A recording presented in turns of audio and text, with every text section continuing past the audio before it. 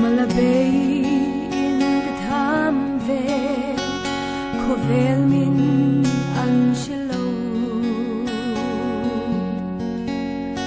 nun riang fa min santi andon kim mollo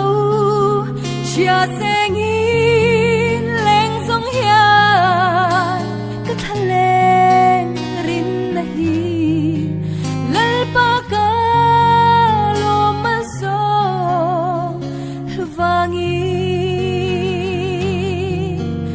in kanay chen na tur zan ko har asyang loy na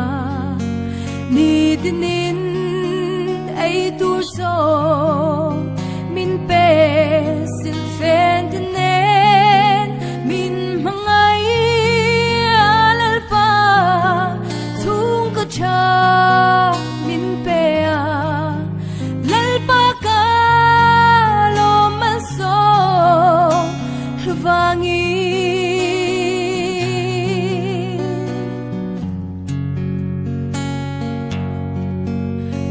sumpay hausak na te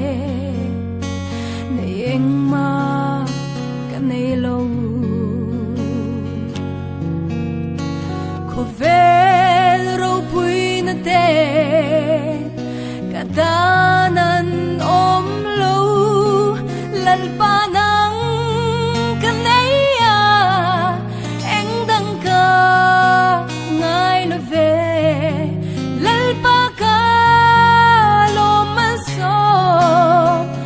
vangi